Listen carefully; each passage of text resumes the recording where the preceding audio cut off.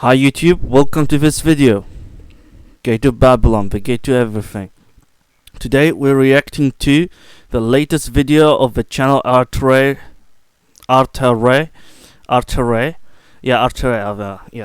video. How did USA became so powerful? How did this USA become a superpower? Stay tuned. Hey, welcome again to the channel Gate to Babylon, the gate to everything. Hi, this is Ali, Gate to Babylon. Today we're reacting to Artur Rehi. First, out of the bat, I want to say that I'm a subscriber, as you see, to his channel. I love his channel. I love his reactions. Sometimes he's hilarious. He's a very nice guy. I don't have anything against him and all of that stuff. I'm just reacting to this video and saying all my knowledge about it and my history expertise and so on and so forth. And we want to go a little bit in depth about this topic and talk about using his words on what generally people think towards these type of topics and discuss that. And I'm not just a subscriber. I actually have two other accounts also subscribed, so I am 3 out of those 330 something thousand subscribers, and I have nothing against him, and he's a nice guy and everything, you know. So just I want to make that clear out of the bat from the beginning. Let's go react to the video. Let's go, let's begin. Hello my friends, my name is Artur Rehi and I am an Estonian soldier.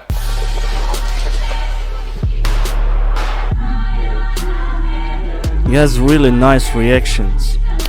Subscribe to him. U.S.A. is a superpower, we all know that. How did it become one? Armchair Historian has an answer for us. I don't know the answer, but I think it has something to do with the Second World War and the post.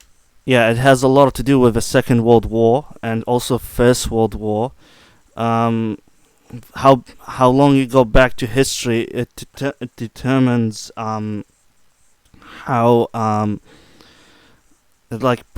the more you go back in history, the more it affects modern day. But most important, World War One had very big importance, but most important is World War Two and luck and good decisions in the ocean. But most importantly, World War Two and luck.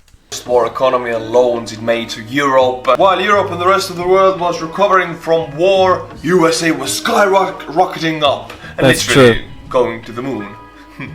The Armchair Historian brings us a very interesting Very video. true. Go and get your Estonian YouTuber cup, maybe some snacks, and let's enjoy this cool history. The world wasn't only recovering from war, it was recovering also from colonization. But then it got transformed to a new type of colonization. Colonization still exists to today, but it is indirect through proxy wars, proxy stuff, proxy governments, through puppet governments, through intelligence. Colonization still exists there, especially in Africa and the Middle East. However, it is under the table and indirect, not to the same extent as it was before, but it still exists there. But there are also patrons, people without who I cannot do what I do. Patrons make it possible for me to be a YouTuber because YouTube. Guys, be a patron. Well, I'm planning to become a patron, but actually I don't have any subscription to anything except the gym. So anyway, Not become a patron, job. subscribe to his channel, and also don't forget to subscribe to my channel. Fails, I have patron. If I wouldn't, I would starve. I want to thank 3 new patrons. We have Joshua Carpenter. That's Mr. Gershon. If you want to support the channel, if you like my style, you like these history videos, US military videos, consider becoming a patron. Yeah, subscribe to his Link channel, is guys. in the description below. Alright, let's go my friends. It's morning go. in America. All over the newly built suburbs, men who just months earlier were fighting in Europe or Asia are climbing into their cars and heading to work. Whoa, homeless vet, please help. In the cities, returning veterans crowd lecture Dark halls side. at universities and colleges, receiving advanced mostly that happened in World War One, never but thought yeah, possible. we're gonna talk about all that. on Uncle Sam's dime. Antidepressants. Manufacturing booms under a tsunami of private investment. The lean times of the Great Depression fading from memory as stores are flooded with a bevy of American-made appliances, gadgets, and goods. And abroad, American servicemen keep watch over lands from Sounds Cuba good. to Korea. A new world has come into being, an Not so much. American one. American world, boy. World of barbecue and guns and freedom to shoot whoever you want, wherever you want. America. That's basically it, but that's not enough.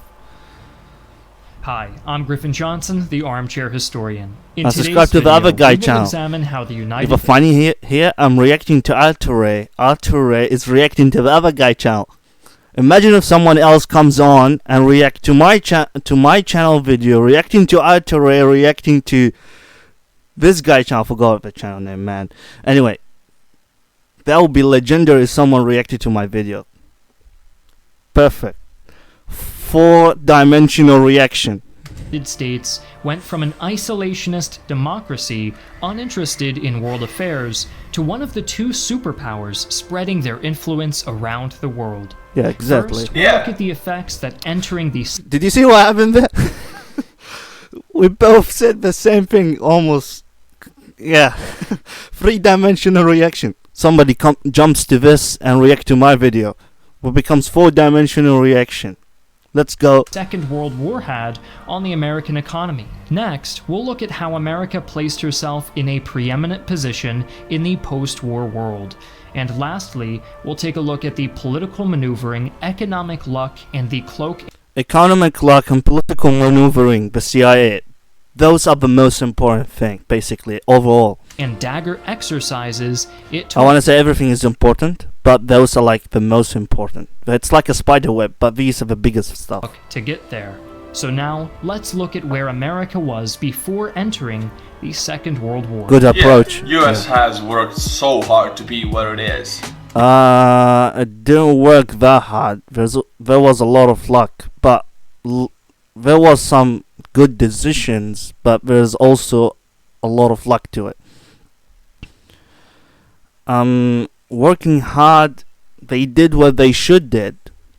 For instance, Hitler just did stupid stuff, and Stalin is basically did stupid stuff, but for his own sake, like, you know, he's a dictator. United States just chilling there, choosing the right choice. That's all the United States did. He's like a self-made man who has worked really hard and worked himself up. Just a very hard-working nation, and It's a chilling nation. They so chill. Everyone is killing each other's, and they just keep rising. That's basically what it a is. very ambitious nation. You have to have ambition as people to take over the world, and US has ambition. It's everywhere, including Estonia. Woohoo! I'm gonna talk about that. It's not nice. Like, it has ambition everywhere, as well as Estonia. It's not good. It's like there's a lot of problems in it. It's like kissing shoes. We love you guys here. US troops are stationed in Estonia in very small numbers. I think it's below 1,000. But we love you guys here. We need you here because Yeah, they need you because there's a boogeyman, Russia. That's one of the things that I don't like about. One of the things I want to talk about is, politically speaking, governmentally speaking, not the people. I'm talking about the government. All right, just to make that 100% clear. Of course, there's gonna be someone out there, if this gets viral, cutting part of my video and, you know, look at that guy and look at this channel. That stuff would happen, and I will be glad if it happened, because I have this video here. It will make make you look stupid if you do that. Excuse me. Anyway, like Russia and United States, why not just be, why the other countries just be independent? Just screw you and screw you. Screw both United States and Russia and live alone, man. Well, if you're talking about Estonia itself, what kind of they can't, but there's a lot of countries could. It's not a big deal. But anyway, let's move on. Otherwise Russia We're gonna talk about it later. would do something stupid. So Mr. Biden, if you can, stay in Estonia. We good. Yeah, they're both bad. Governmentally speaking, don't forget that. I'm not talking about the people. Alright? It's a totally different story. People are people. Yes, different nations have different, type of people in general. There's some, psychology and social engineering to it. However, people are people. But I'm talking about the government. Just keep that in your head. Alright? I have nothing to hate on these people, and I have few Russian friends and few American friends living in America overseas, and I talk with them on WhatsApp. It's all fine, all that thing. I'm talking about the governments. Alright, let's make that 100% clear. The stock market crash of 1929 and the resulting It's a Great really big Depression thing. were especially hard on the United States. In a desperate attempt to revitalize the economy, President Herbert Hoover signed the 1930 Smoot-Hawley Tariff Act, which raised customs duties to such an extent that imported goods became unaffordable to all but the wealthiest Americans. Instead of spurring domestic purchasing and production as intended, the Yeah, basically that act, what it made, is sold most of the United States to the rich. I mean the big rich, that they own the banks and stuff like that. That's what basically happened. Smoot-Hawley tariffs succeeded only in further damaging the world's economy. As other nations passed retaliatory tariffs against American exports, international trade plummeted by 65%, leading to the full collapse of banks didn't know in that, America 65%? and Europe, I as the thought world 50%. economy only increased its tailspin. When Franklin That's Delano worse than I Roosevelt became thought. president in 1933, he immediately set about implementing his New Deal program to strengthen America's economy. This New Deal is literally a new deal, This set everything up for the future to come. And get people back to work. It was one of the greatest strategies of their time, the Great Depression. We don't remember anything about this. And most people are dead who lived back then. We have only a few people living right now who actually were old enough to understand the Depression.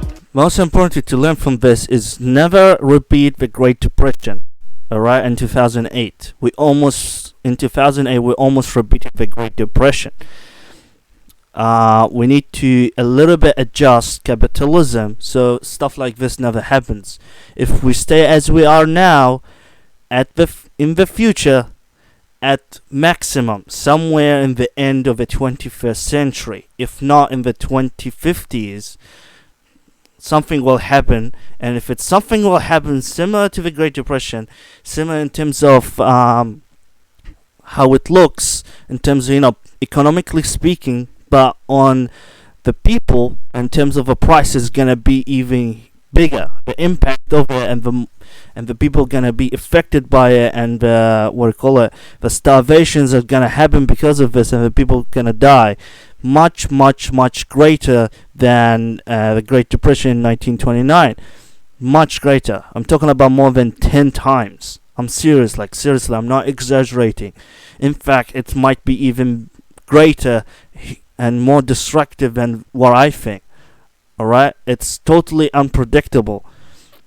So we need to adjust the interest stuff. I mean, not interest, my interest, but money interest. And adjust capitalism a little bit. And we wouldn't have these stuff. Neither 2008 would be repeated, neither what called the Great Depression will be repeated if they do those a little bit adjusting just a little bit. The Great Depression ended the Roaring 20s. The Roaring 20s, Exactly, yeah. party, jazz hand dance, I don't know, flappers, all of that stuff. Don't know much about it, but it's a weird era. Everybody spent a lot of money, and then the Depression hit, and everybody was... Yeah, exactly. Never pay all your money on something. Keep money for the future. You know, the Great Depression, like every country has something like that from time to time, especially with capitalism. And you see, like 2008, something happened in 2008, and we had some stuff like that in the 80s. I forgot what year, but there were almost a crash that happened in the size of. It almost happened in the same impact as of 1929. In 2008, we got lucky, but it was much closer to that of 1929, the Great Depression, in the 80s than it is in 2008. After the 80s, they started to open the internet, and they decided to open the internet for the people to make money from thin air. In a way or another, just to simplify. There's some problems in that simplification. I don't like oversimplification, but it's fine for now. They open the internet, so they expand the market, because capitalism assumes, it's a very stupid assumption. We need to change those little bit stuff. Then capitalism is gonna be kind of perfect and fine. It's not fine so far. Not fine enough. Let's put that down. So they open a new market, because capitalism, the big assumption is the market always expands. Markets will expand in the beginning, but capitalists assume it always expand infinitely over time. But the markets so far, they reach a certain extent, they stop. So whenever a market reaches an extent and stop, they open a new market. And one of these, which it is also opens its own new markets, the internet. That's why we have a lot of stuff on the internet, like Shopify and and Amazon. It started with Amazon, Shopify, and there's a huge amount of them now, and they keep on adding new markets and new places on the internet where you buy from. The more there is on the size and scale of Shopify and Amazon, the better for them. Because capitalism assumes the market always expands. That requires a whole video in its own right, but let's continue for the time being. Poor. Estonia got out of that depression. It also affected us, but when we got out of it, the Soviet Union took over. GG. Immediately. They occupied us, so we remained poor until 1991. Then we jumped into the U.S. capitalism, and oh baby, it tastes good. Ooh. It's much better than the communist, but I'm gonna explain more in depth later. But neither United States, no, I'm not against like capitalism and stuff like that. I'm really against communists because it's really horrible, but not because of what happened, but even on paper it's horrible. Some of the stuff what happened, it goes back to Stalin. Stalin actually changed communist. You know, Marxist communist is different from, a little bit different, but this difference is huge actually in the real life, not on paper. But Lenin made differences to Marcus, kind of like an update, but it's actually a downgrade. Then Stalin, for his own sake, because he's a dictator, changed Lenin ideas even further. So it's really Stalin communist. It's a new communist actually. At the time, there's a new communist now, which I'm against it. I'm against communists. But the thing is, what happens to the Soviet Union after World War II is all due to Stalin. Alright, it's not really the communists. Although that it was still the Soviet Union will collapse, but if the United States is not there, and the communist ideas of Marxism was deployed properly, it wouldn't collapse in 1991, but it will collapse somewhere between 2005 2010, and people would live at least twice better than they did under Stalin and Stalin communist style.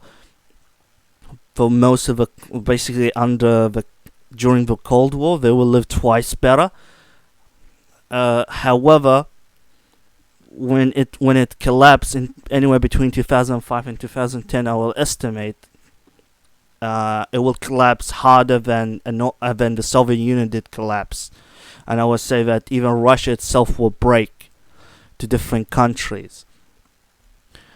And yeah, it will be horrible. So that's why I'm saying it's horrible everywhere. But I want to inform you that Stalin made different communists. Communists is so horrible it's because of Stalin. Ooh, capitalism is good. Yeah, capitalism is good, but it's not good enough. As well as there's other better options. I'm not talking about fascism or any of those ism. Capitalism, communism, all these ism are rubbish in my opinion. Alright? We need a new system that works both on paper and on practical. We perhaps make a city and make a practical examination on a city that does this style. Whatever this new idea is, but we don't necessarily need a completely new ideas. We can add ideas together. But if you bring the good stuff of the communists had some good ideas. With the good stuff of the capitalism, remove their problems, add them together, you get almost a perfect system. There isn't gonna be a perfect system because the system is used by humans. Okay, so it's but I know that requires a whole different video. But what I want to say at United States and Russia both are horrible. Yes, Russia far more horrible. Not even 10 times, like 50 times more horrible. Talking about the government, okay? I'm not talking about the people, just to make that clear again. Like 50, 100 times, 30,000 times more horrible than U.S.A. Uncomparable. Alright? I think I exaggerated a bit there, but the idea is it's far more horrible. But the United States as a government, with its foreign policies, it's also horrible. But yeah, just screw both, man. But I guess Estonia can do that. However, I just want to say, like, why the people have to go either United States or Russia? Just go independent. Just screw both of them. Let me tell you that. He insured Americans' bank accounts through the Federal Deposit Insurance Corporation, or FDIC, implemented the Social Security program to provide income to the disabled and elderly, and brought thousands onto the federal payroll through public works projects. While these programs certainly benefited countless Americans, the effects of Roosevelt's New Deal paled in comparison to those of America joining the Second World War. With the sleeping giant... Without World War II, United States wouldn't be United States. The superpower. Especially without World War I, it wouldn't be a superpower. Like before World War I, UK, France, any power in Europe, far more powerful than the United States. Even Germany is far more powerful than the United States before World War I. Especially UK and France, they had some alliance together too. They have a lot of colonies, a lot of resources. Anyway, United States was getting better and better. It's improving. Not it's getting better. It was good, but it's improving more and more because of the resources that comes from Africa, India, and so on, which is all British and France.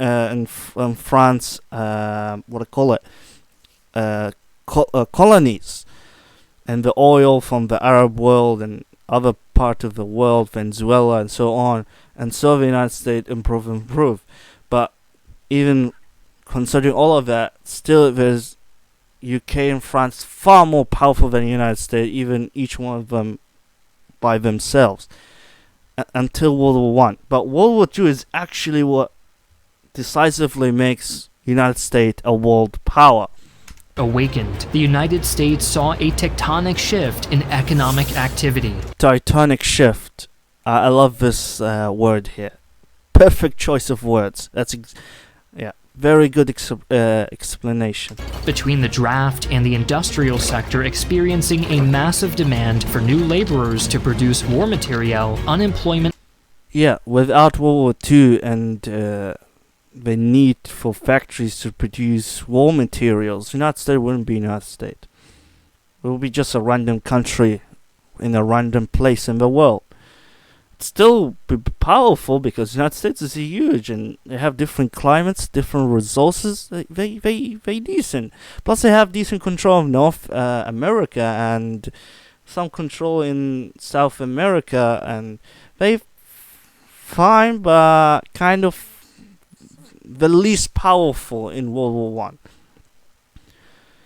But without World War II, they wouldn't be America, you know. Plummeted overnight. America's women It's also literally stepped overnight, into the okay. breach, taking jobs Literally, I'm not traditionally joking. reserved for men. Government contracts and investment spurred continued growth, and America's It's not an exaggeration to say overnight. It's literally overnight. Plus, women's taking jobs, it's a natural order. That's what will happen. It's simple. But then it went to some social cosmetic battle, so to speak. Because people don't know how to speak for themselves. I think that's one of the reasons. They do some social stuff they didn't know what the purpose of. They didn't learn the purpose, so they don't understand the things behind it. But women's taking the jobs, that will happen all over the world. When a country goes throughout history, when a country goes to war, women take the labor. That's always the case. economy roared back to life through victory in 1945. So the Second World War was something that brought America out of the Great Depression. If it wasn't for the war, Yeah, if the exactly. US didn't join, maybe it would have taken so much longer to get out. And also the isolationist policy might have carried on. And we wouldn't have US as a superpower now. So it is all about the Second World War. It helped US out of the... As a proverb say in the Arab world, someone's problem is someone else's solution. So yeah, the world is burning in World War II. The United States is getting some sunshine. Depression, and it brought US to... You know, the sun is burning, but the earth gets a sunshine. That's basically what it is. Someone's problem is someone else's solution or answer or what I call it, benefit. the world. And the world is thankful. The world is not thankful in any way. At least most of the world. It's not thankful. Now let's buy his hats and join this competition, especially if you are from the United States. Washington in 11, man. Anyway, we'll just skip this. We don't. I have a lot of stuff to talk about. I don't want the video to be too long, so let's skip it. Come on, man.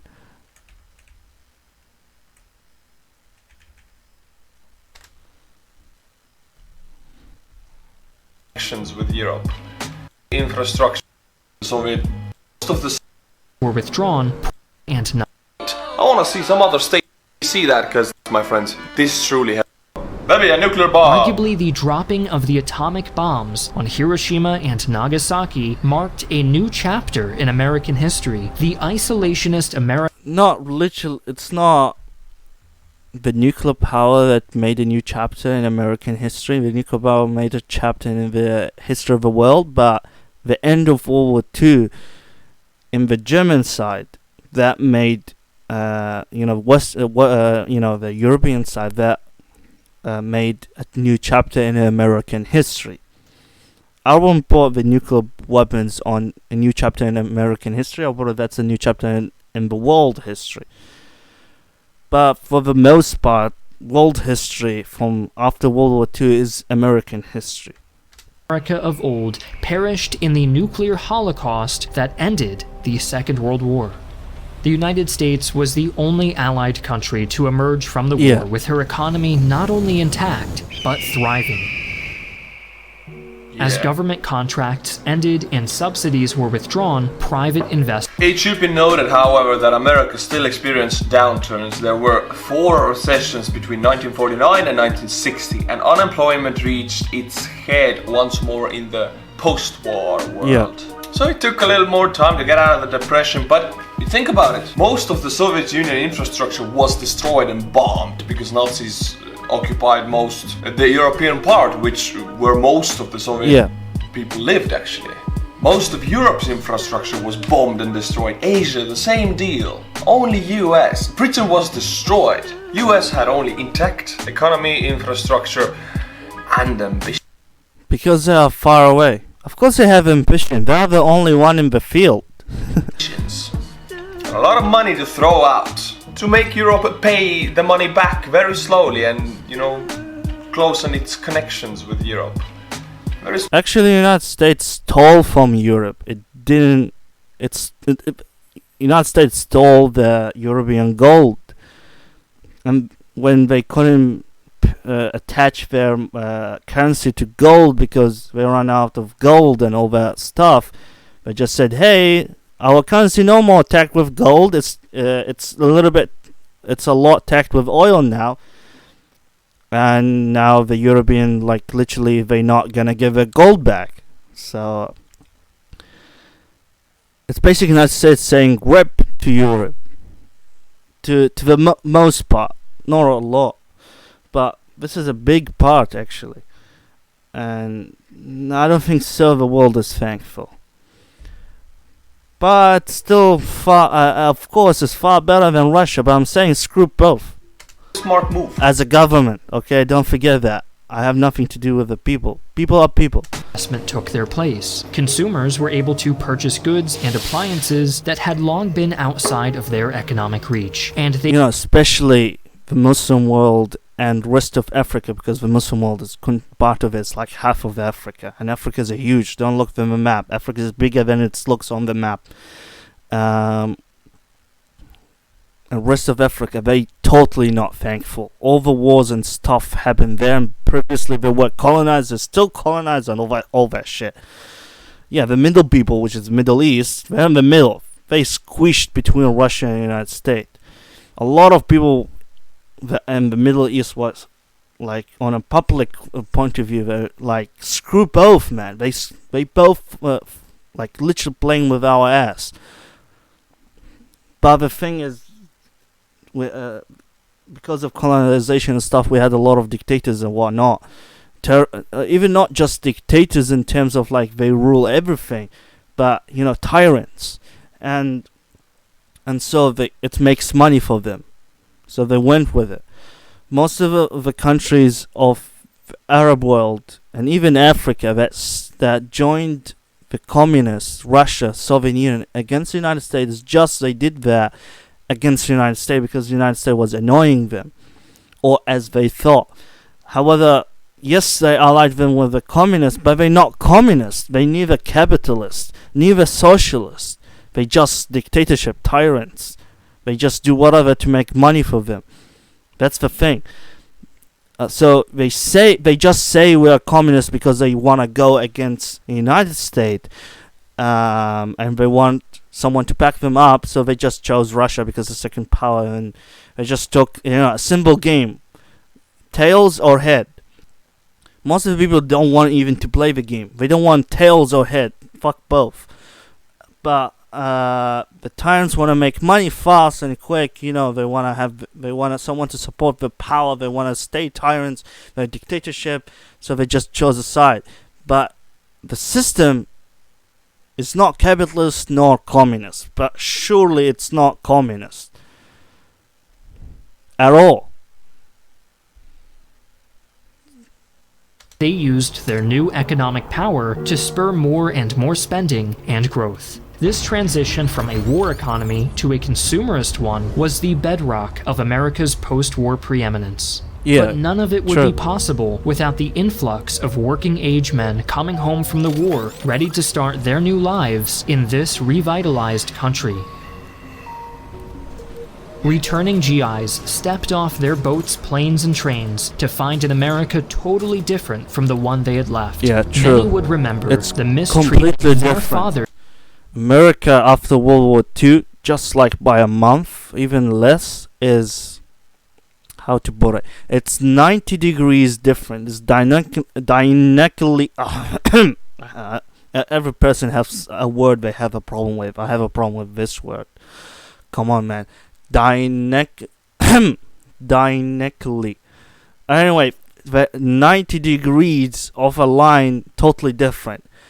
From their point of view, they might tell you it's totally different. It's upside down different, but it's not literal upside down. It's halfway upside down different. Kind of upside down, but it's 90 degrees different. And grandfathers had endured after the Plus First World this, War, yeah, when yeah. they were given a pittance of a bonus and a train fare home. But things would be different this time. The GI Bill of Rights was signed into law by President Roosevelt in 19... There were hundreds of thousands of veterans coming home. With 1 year, like, you get 500,000 extra manpower in your country. They It's all millions, come back from Europe. but literally And they are traumatized from the head. Really, if you go to war, you will get traumatized. It's almost True and impossible not to go true. to war and We're come not talking back without anything broken here. It's okay. It happens to everybody who goes. Veterans who have seen battle, who have seen death, they need help. They need bonuses. They need treatment. They need the government to take care of them. That's what they need. And if there's so many of them, you can't ignore them. I don't know how is the veteran situation in USA right now. Some of you say veterans are treated horribly. Some of you say they're treated good. If I was in the US, I saw special lines for the veterans. They could cut in lines, they could go faster. In the airports, they had special lounges. For me, it seemed like they're treated good, but also in Hollywood I saw so many homeless veterans, homeless, drug addicts. So the picture is mixed. I don't know. Yeah, it is That's mixed, for you to decide. kind of, Put it in the yeah. comments. And talking about, veterans broken, if you go to war, you're broken. That's true and not true, it depends. But people nowadays, like since World War One, in fact, even a little bit before that, in terms of America, since the Civil War, people get broken in the war pretty damn easily, and they get nightmares or whatnot, psychological problems, mental problems, so on and so forth. We don't want to dive to them, them. All right, if that's true, but at the same time not true. It's not necessary. Then somebody will go jump from nowhere and type in the comments, well, the majority. I know it's the majority, but the problem is because it is the majority. It's not supposed to happen like this. It's not supposed to be just because you went to war, you get back broken.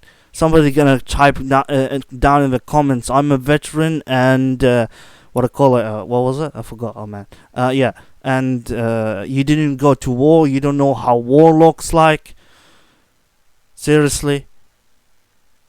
Yeah, I'm not a soldier, but I'm from the Middle East. I'm fucked up.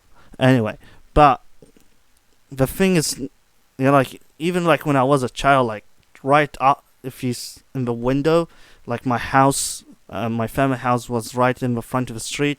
I can't just go to the window that's near the main door of the home and see like people exploding, sniper bullets just shattering people. And when I was like 4, 5, 6 years old, and I will never forget that. I understand this, but still I wasn't a soldier at the time. I'm not a soldier, although that just going to war and you return back broken, there's a problem.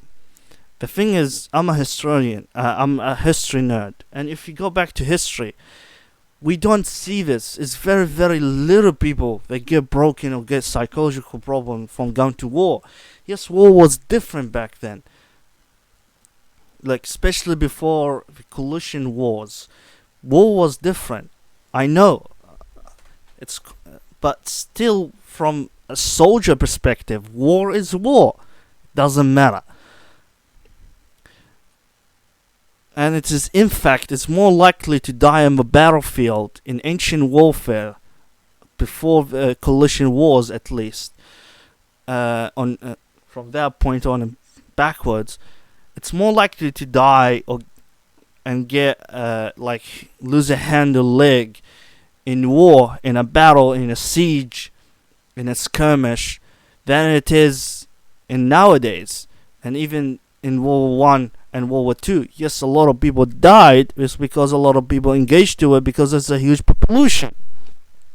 But it's more likely to get screwed in a physical injury or death in a war, in ancient warfare, than it is, in nowadays warfare. Even like World War One, World War Two, and the Cold War. Same to the population. Same to the civilians. It's more likely to get destroyed and killed than it, especially if you live in China in certain centuries, certain bad centuries in the Chinese history. There's far more dead than it is nowadays. Of course, numbers wise, it's a totally different because we have a bigger population. However, proportionally speaking, ancient warfare far worse, even though it is done with swords and knives and stuff. Like, it's not from a distance or huge explosions. Even though it's far more worse. And even far more worse in terms of if certain battles and certain fighting in a campaign of a year or two. Yes, the Mongol invasion probably killed about 60 million people throughout a timeline of 1 century, the 13th century, which ended the Islamic Golden Age in Baghdad by Hulagu, the grandson of Genghis Khan. Yeah, but yes, a century, but 60 million. You know how much 60 million at a time? At that time, that's more than a quarter of the people living in the world back then. It's far more than the entire population of Europe in that century combined. 60 million is a huge number. If the Mongol Empire didn't screw up Iran and Iraq and didn't screw up China, these areas' population should be at least twice bigger than it is nowadays. If these things didn't happen, from a historical point of view. And even though all of that, people still go to war back then. And we don't hear about broken people. Like, it's really funny. Like, you get broken people because they are broken before they went to war. You don't have that much brave people nowadays. I'm talking in general, you don't have that much, motivated people. People go to war nowadays like veterans. They go to war for U.S.A., but they don't know what that means 100%. Plus, most of the veterans, when they began, they just, young people in a really pinky world, living in a really pinky world, then they directly get squashed in one of the most horrible situations, and they get a totally 100% different point of view of the world, and from the most comfortable areas to the worst comfortable areas directly.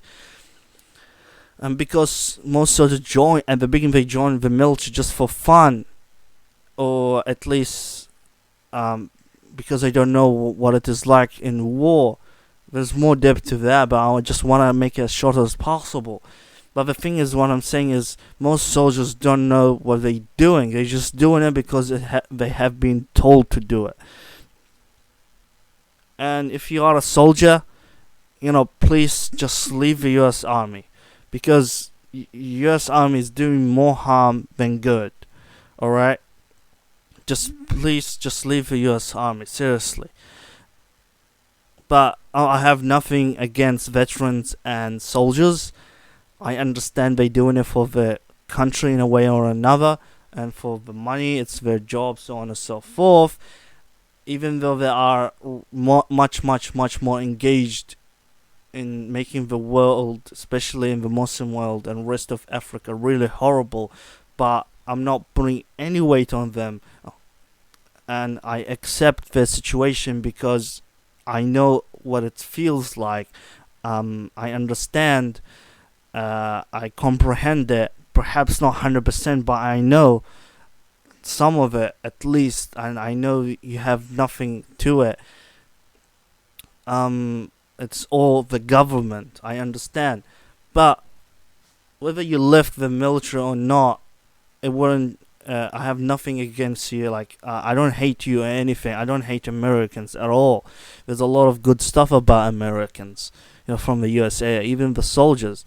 People are people, but people nowadays, they're not good enough psychologically, emotionally, and physically as people used to be back in history. And this requires a whole different video in its own right again. Perhaps I will make a video about it in the future. Tell me and I'll add it to my timeline. The stuff I'm gonna do in the future. Perhaps after a few months from now, I'll make a video on this topic. Or if a lot of you type down, comments about this in the comments below, tell me what you think in the comments below, though. Yeah. Anyway, if a lot of you talks about this, I'll make a video about it. Also, like what I'm saying is, if soldiers are knowing what they're doing, if they wouldn't have psychological and mental problem. And that's how it is back in the days of history. Like if you tell a legionary or a Spartan warrior, well, I got depression. No matter what type of depression, I got depression because people shot at me, because I went to war. They will be laughing at you. They will say, "Are you a girl?" That's not I'm not like putting down girls and stuff like that. But the general idea, I'm not attacking girls. So feminine people, just leave my head, alright? Please. I'm not attacking girls. A lot of people say this. Just the idea, Please, alright? I still have a mother, okay? I respect her. And she's a female, right? Okay? Leave me alone. Alright? Don't give me a headache. I'm not against women's, okay? But you know what it means. I'm not attacking women's, but the thing that's what. Okay, it's history. All right. Okay, but they will say that, are you a girl or something? Like imagine a legionary. If you teleport a region from history, from the Roman Empire, a veteran legionary, and then you send him to a veteran who his heart is broken and he's feeling depressed. The legionary will be laughing at you.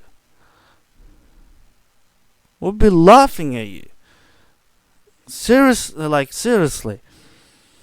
Same with most of the warriors back then.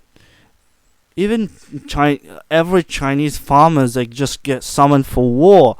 They will be psychologically and mentally harder than modern day soldiers. Of course, in average. I'm talking about the most. If a soldier is fighting for a purpose, for a message, for a goal, for a meaning, actual meaning, for justice, they wouldn't be psychologically broken. They will be a stronger people than they are before. I have a question. But as probably a lot of you veterans gonna watch this video. But as a soldier, you soldiers watching this video, you're fighting terrorists, right? I'm not with the terrorists. Terrorism is bad, but I'm saying, like, put your shoes in one of the terrorist soldiers you're fighting against. These terrorist soldiers don't have your technology. They don't have the advantages you have. They have literally no advantages against you. You have air superiority supporting you, and most of the killing is done by air superiority and artillery and whatnot. Put your legs in their shoes. Why they continue coming fighting? Why they keep fighting? Why they continue generation after generation? They keep fighting you. Why they get stronger and stronger? Why are they fighting you strong? How did they defeat the Soviet Union? And how they keep fighting you? How you find it difficult fighting them, even though you have all these advantages and air superiority. Imagine, put your legs in their shoes. Imagine you're fighting an enemy that has far more technology and ammunition than you, and they have air superiority. How would it feel like? These people, then why are you getting depressed? And they don't get depressed. At least they wouldn't feel it. Even if they are depressed, they will deny it. Like, you might get depressed. Some soldiers back in the days depressed, but they would deny it. They would just defeat themselves. They wouldn't accept the fact that I have depression. That's the thing. The best way to defeat depression is, sometimes it gets depressed from time to time. Everyone gets that. But the best way to defeat depression, just in 2 minutes, is to not accept yourself getting depressed. If you don't accept yourself getting depressed, you wouldn't get depressed. People don't have self-confidence and bravery as people used to be back in history. That's why veterans are broken. Veterans all throughout history, they are stronger people, not physically, even emotionally and psychologically, than other people. They don't get broken in the battlefield. They get stronger. The battlefield hammer them down, give them stronger from iron to steel, just like how a blacksmith hammers the iron plate to change, how a blacksmith changes iron to steel by increasing the oxygen. The carbon in the iron to become steel. But nowadays, soldiers get weaker when they go to battle. That's because soldiers they don't know what they're fighting for. They're killing people that they're not supposed to kill, or at least they don't know why they're killing them. They're thinking about the families of these soldiers they killed. So on and so forth. There's a whole lot other reasons. Of course, there's also, their friends as well getting killed, injured. They ask themselves at least once, they would ask, why I'm here? Why I'm doing this? Why I'm fighting? And these listen to them. Most of the soldiers, in other situations, they might be very brave in the American army. But it's because it is wrong. Your subconscious telling you this is wrong. That's why you're getting depressed about yourself. So stop going to the army. It's wrong. United States doesn't need to fight all over the world, okay? You don't need soldiers in other countries. Alright? It's wrong. Because the politician will just use you. Alright? You get where I'm going? A lot of the people that are fighting the soldiers that get depressed, like at least a third of them, I know they're brave. At least a third.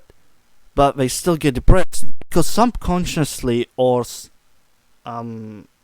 unconsciously, or, the mind gets split. Or sometimes they talk to themselves, sometimes they know it, sometimes they don't face it. Sometimes some psychological stuff, it's in your brain. Your brain has it as a definition. Your brain understands, but you don't know it. Like someone is used to lying, but he thinks he is not lying. I mean, like, he thinks most of the time he's saying the truth, but most of the time he's lying, or at least lying on himself. So a lot of people, they lie on themselves, and there's some psychological problem there. But there's a lot of soldiers subconsciously, they get depressed because their brain telling them it's wrong. Why are you there? Why are you doing this? Why you have to feel miserable and make others feel miserable? Also because they're very comfortable in the United States in their home as well. There's a lot of problem with huge comfort as well. People weren't as comfort as we are today. Most people, even the ones that work a lot, I understand time the most important thing. There's some pros and cons to it, but we mostly, with technology, we're living far better than even kings used to live in the medieval period and before that. Not all of them, it depends which king, but we're living really, really good. And the medieval period in Europe was horrible, but before that wasn't as horrible. A lot of people make this mistake. Alright, the more you go back to history, the more horrible it is. That's a mistake, okay? I'm a history nerd and I know this, okay? Most people make this mistake because they don't know history and they make assumptions. Before the medieval world, in Europe was much better.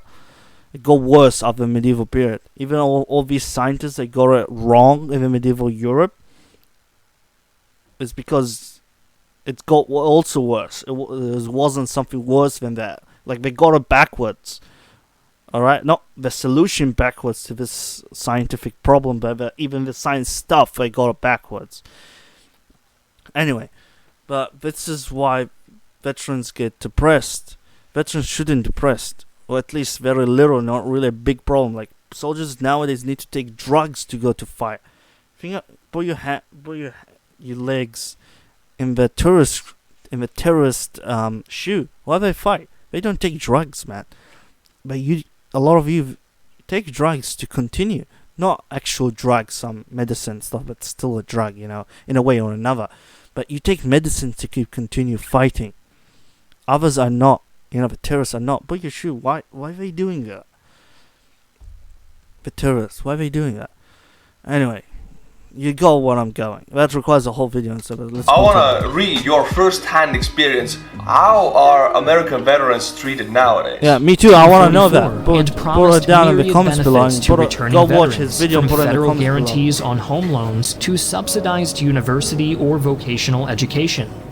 Between 1944 and 1956, 7.8 million veterans went to college or trade schools with GI Bill subsidies, Yeah, some while people say even a little 2.4 bit million more. home loans were guaranteed by the Veterans Administration. It is so hard to get a home loan, to get a mortgage. It's impossible to... He's making a history problem here. He's making... it's really hard to get a mortgage nowadays. It's still a little bit hard back then, but it's far less hard than nowadays. He's saying this because he's compared to the situation of the world nowadays. No, wrong. Well, it's much easier. So easy for the government. Get it. And if the state helps you to get one, you're lucky. Otherwise, you have to work so hard.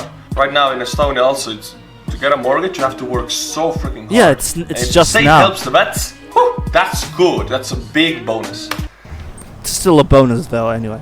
These loans were used to buy houses in the newly built suburbs, where a plethora of new single-family homes drew people from the cities to these new developments. This was the start of American car culture, and the suburban population began commuting from their new homes to their new jobs in the cities on the new interstate highway system.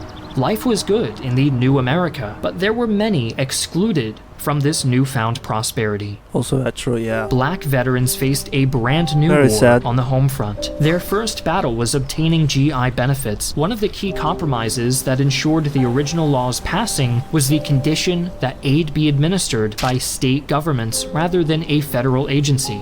This meant that segregationist Jim Crow laws overshadowed the promises of the GI very Bill, sad. and aid was often contingent on skin color. Separate but unequal schools set what few black veterans were able to use their benefits up for failure, while the majority were simply intimidated into never collecting what they were due. Black unemployment was also endemic throughout the 1950s and 1960s, with what work that was available paying Makes me only sad. the smallest Yeah, me of too. wages and offering no chance for upward mobility. America's women found themselves in a battle of their own, hired in droves to fill the factories and It's a social charismatic change. You know, after World War II, the world has started, like, directly after, so fast. The world started to change exponentially fast. You know, some of the things that happened after World War II would take centuries in the way how things work before World War II for this stuff to happen. And some of these things that happen, politically they have been taken advantage of. Like making women's work, you know, the big guys above them, the government, they don't care. Their main concern why they want women to work is women, they get more, you know, what do you call it? They get more tax. That's the main reason why they made women's work, because they want to collect tax from them, and the women's are like more than half of the population. Sometimes it's even 3 times or 4 times bigger than the males. At least twice bigger than the males, or 1.5 bigger than the number of the males. They just want to collect more tax. That's the main stuff, the main thing in it. That's why they support it. Not really because they just want more taxes, in my opinion. There's more other stuff that also requires a whole video in its own right. But let's continue. and provide support for the armed services. In the minds of many, the end of the war meant the end of Rosie the Riveter. They were laid off en masse from their wartime jobs to make way for returning servicemen, and those who were kept on the payroll were placed in part-time clerical jobs with no union protections. Oh no. It's a Women bit in horrible, uniform were but it's denied also GI kind Bill of has other benefits stuff we're gonna outright, talk and about. magazines began running ads and opinion pieces designed to pressure America's women to leave the workforce and settle down as homemakers. What? This was the dawn of See, the for me as an Estonian, it's so hard to We're gonna understand. explain this. Women can do the job as good as men. It doesn't. It's not that women cannot do the job as men can, but let's listen to him. Let's see what he Matter. says. You're a man or a woman. Of course, if you need to lift very heavy stuff, then yeah, you need a man. Physically, they are stronger usually, but this is not the case. If you need to use your brain, women are as smart as men. That's The thing is, you know, politics, propaganda back then made this idea that, and also because a lot of people don't know how to express themselves. Back then, and throughout history, the reason why women's don't get to do these things, not because it's sexist. Well, it was like sometimes, you know, certain people, certain ages, certain periods, certain, you know, centuries, certain times, but generally, don't generalize those. But overall, as a historian, I understand that. Also, as an Arab and as a Muslim, we don't like women to work because it's better for them to not work. Because, like, hey, let the man do everything and you just do the home. Because, how to break this?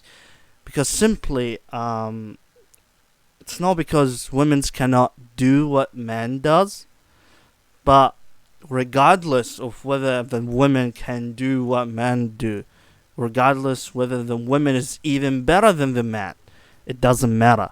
It's not about this is not about capabilities. It's not what each is capable of. But I want to say, like, men's are horrible at making family. All right, it's like taking care of children's. That's one thing, and family is extremely important.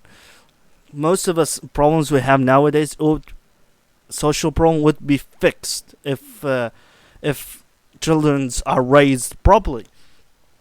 And there's a concept as well that, nowadays even little people doing bad thing will just screw up all over. Just like how in coronavirus, one guy can just lock down an entire country.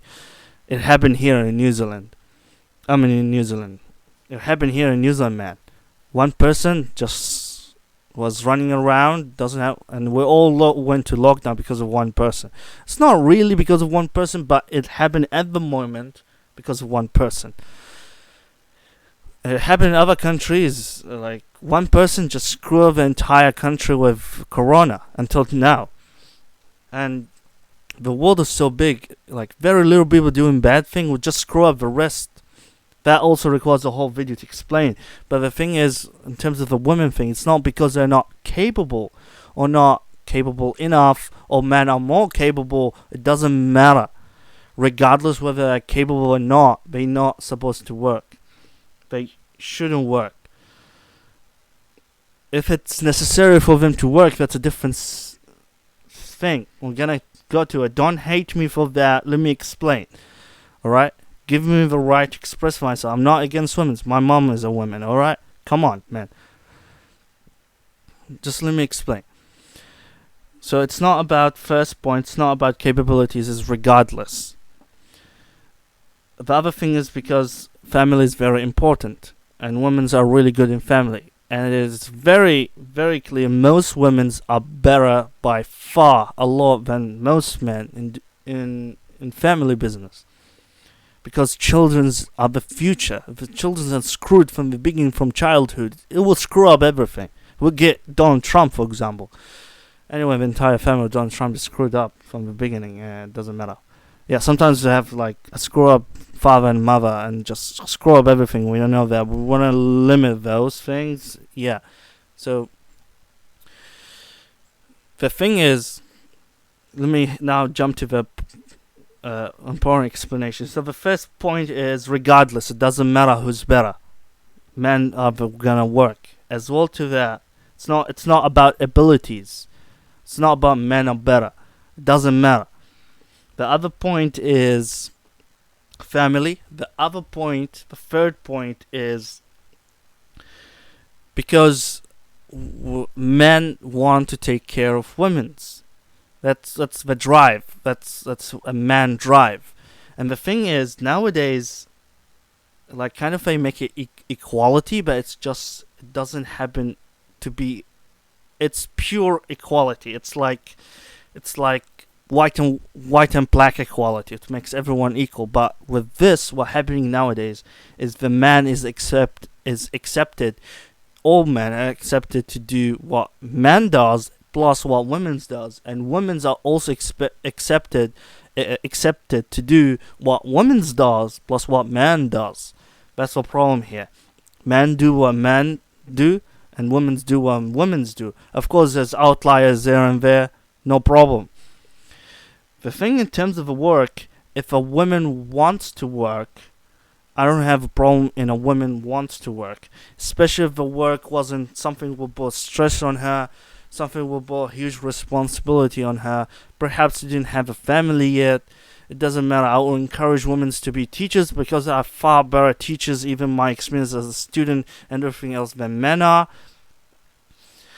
And so on and so forth. And there's a lot of stuff that women actually better than men in, and there's a lot of other stuff that men are better in than women's, and there's some stuff, which is most of the stuff, men and women both can do, and there's outliers, of course. We're talking about mostly we're talking on the average, the majority on both sides. And the thing is, the other point is, which is related to the previous point, the thing is now they can't not work. That's the problem here. Because can a woman not work and survive? Not really. Plus the people around her will condemn her, especially in the Western society, will condemn her. Why are you not working? Right? Now women and men have to work to survive, to get money to live. That's the problem that Islam has with this. Women should not work for necessity, for a must. Women's now, they must work. That's the problem here. We don't have a problem with women's working, but women should not must work, otherwise they don't survive, or people condemn her and say, why you're not working, you lazy bitch, and all that stuff. That's the problem. You know, basically Islam is, in a way or another, is simps to women's a lot. That's the thing. At the same time, we want them to take care of the family, because the family is extremely important in Islam. Islam is a family oriented. And the thing, family is important anywhere, but in the Arab world and the Muslim world, family is ultra focused. It's the focus. But anywhere you go, still family is very important. You get a good family, you get good children's good future, mostly in general, and vice versa. So the thing is, women's must work now. And nowadays, like since 2010, even probably before that, when you're making a family, the men and the women must work, and so the children gets mostly miserable. They like, especially when the men and women are not trained how to make a family, and they make it late. Their children, there's a lot of children on drugs and so on and so forth. There's also some bad families, I understand that, but there's also good fathers and mothers, and still their children's on drugs or doing bad behaviors, and they mess up a lot of stuff because they are working the entire day. They're working, they come back tired. And nowadays both must work to sustain a family. You know, a person needs at least, a child needs at least $10,000 or at least now here in New Zealand, 10,000 New Zealand dollars or $200 a week to sustain a life. You know, here in New Zealand, if one person has $100,000, you're barely living.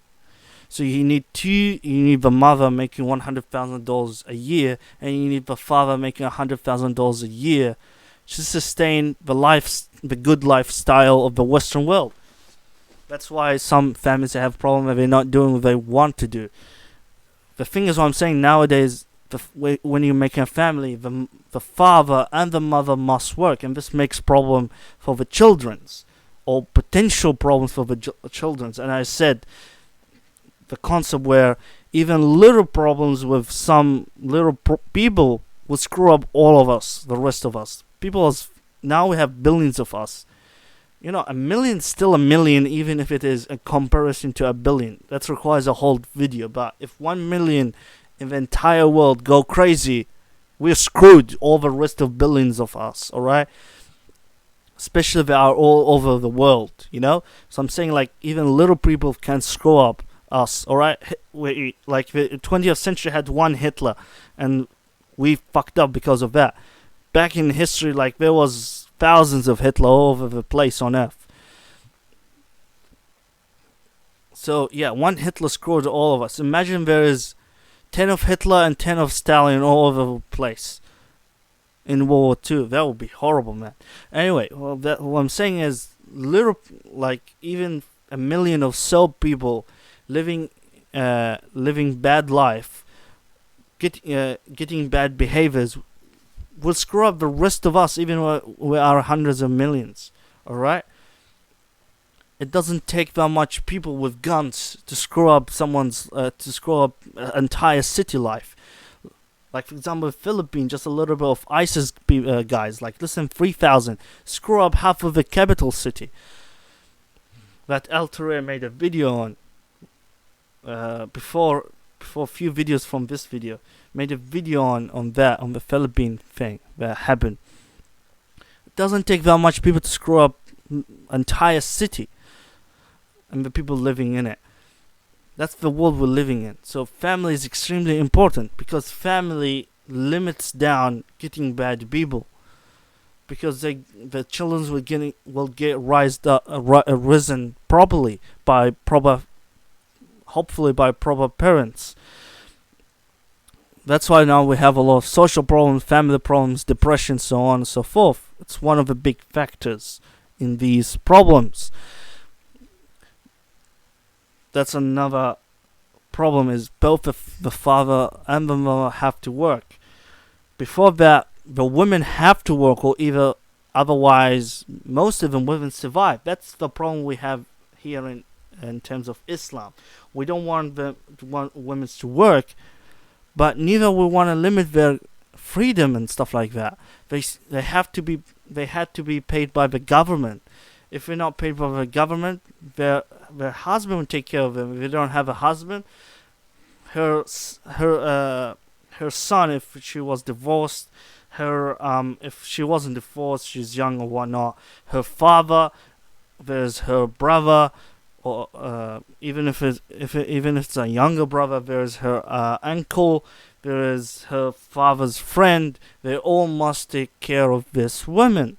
If one of them fails, or if one of them couldn't, the other would do the job. Usually, if not the father, it's the brother. That's how it works in Islam. If a woman works, we don't have a problem with a woman working, but it shouldn't work out of necessity, out of must. Otherwise, a woman wouldn't have the money to sustain her life. That's what the problem is. Plus, they shouldn't be taxed. The main reason why they made women's work, because they want to tax them. That's it. The other thing is, what else? So yeah, it's not about women's having less capabilities than men, or being sexist. It's about taking care of women. It's about simping to women. The Prophet Muhammad said it. I'm not saying his words exactly, but one of the hadiths, the sayings of a prophet in meaning, means you're allowed to lie to your women, but lying to your women, to your wife, saying, like, if she asks you who's the most beautiful, or am I beautiful, even if she's not beautiful, whatever the case was, you're allowed to tell her you're the most beautiful woman on earth. That's kind of a lie, but you're allowed to say that, even though you don't believe it, even though you know it's a lie. You're allowed to do that because simping, but simping to your wife, to your daughter, to your healthy simping, not the bad simping that's going on the net. Onlyfan.com, not that type of simping. But we like to simp to the women that are close to us, our mothers, our daughters, our wives, and our sisters. We take care of them. That's the thing. These women, your sister, your mother, your auntie, your grandmother, your what else? Your auntie's daughter, your from both sides, from the mother and the father, and the same to the grandparents, the other grandmother from both grandmothers from both parents you have, or if you have, and your sister and your daughter. These all you have a responsibility to sustain their life. The men in this family, within this room, they have a responsibility to sustain these women's life. So even your cousin, if your cousin doesn't have money to live, even if it's your cousin, if the system failed, if your father, the others couldn't provide her, you should provide her, even if you're not married to her. It's allowed to marry to your cousin in Islam. So even if you're not married to her, not even engaged to her, not in relationship with her, if the rest can't take care of her, or for some reason didn't take care of her, and you can, it's objectively, it is commanded. It's not a choice in Islam. You must take care of her, providing to her, making sure she's happy, and being nice to her, even if you don't like her, even if she's being horrible to you. Cousins, how cousins are, generally speaking. you must take care of her. You must take care of her even if she refused to take care of her. Like, say you had some problems with her. You know how cousins are. You must take care of her. And taking care of her doesn't mean controlling her. It's to make her free. Alright? She shouldn't work. If she doesn't want to work, women shouldn't work. Like, a woman should work only when she wants to work. Let's say, some people like to work.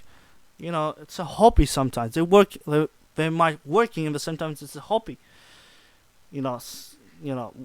Female teachers, they like being teachers. If she wants to work as a teacher, why not? But what I'm saying is, women shouldn't be stressed in the job. Shouldn't must take a job. Shouldn't, like, if they don't have a job, they wouldn't survive. That's the problem we have.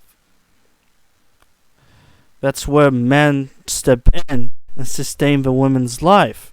Want to make woman's life as perfect as possible, as sweet as possible.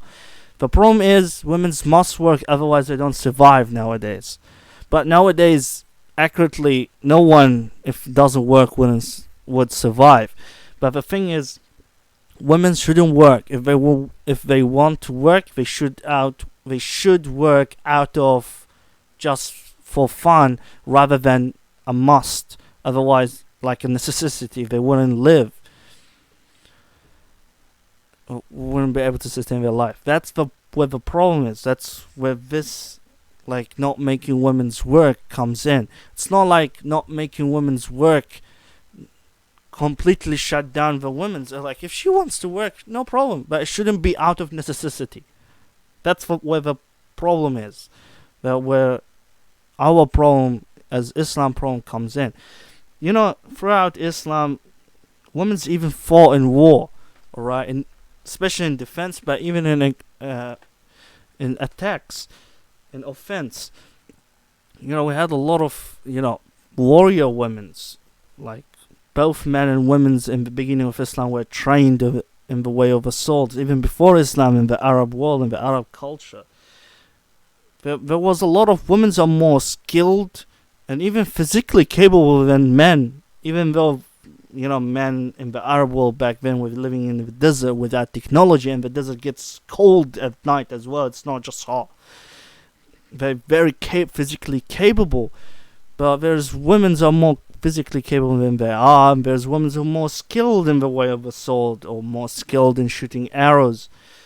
Even though there is a lot of women that are really good in war and fighting, not all of them were cooperated to the army, even though they're more capable than a lot of men. Not all of them got cooperated. Neither most of them wanted to go to war. Anyway, but the men wanted to.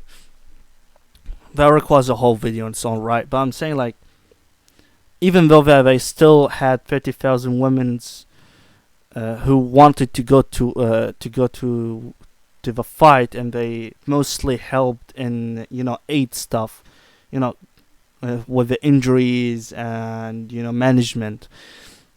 And in the Battle of Yarmouk, one of the most important battles in the history of Islam in the Middle East, and one of the most important battles in the Western world, and one of the most important battles of the world, definitely one of the top 20 most important battles.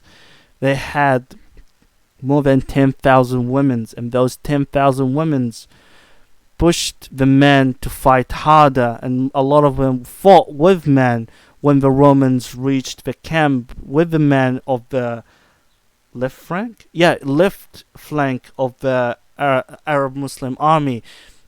And a lot of Romans, like even Roman sources says, like a lot of some of these women were much harder to fight than the Arab men. Like they fought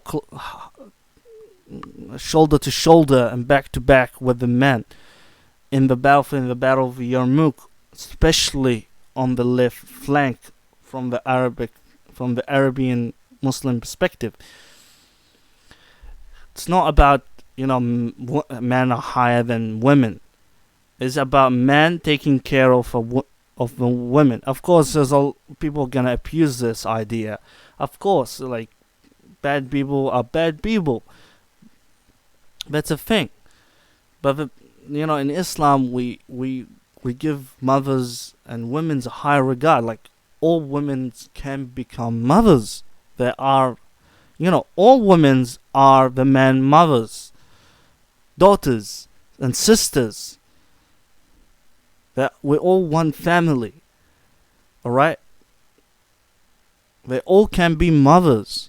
And a mother, like women are put in high regard in Islam. Being nice to your mother is like, it's one of the ways to go to paradise. Both parents, like the Prophet once in one of the, his sayings, a man came to him and asked him, "Who's my best friend? Who can be my best? What's the qualities of what best friend?"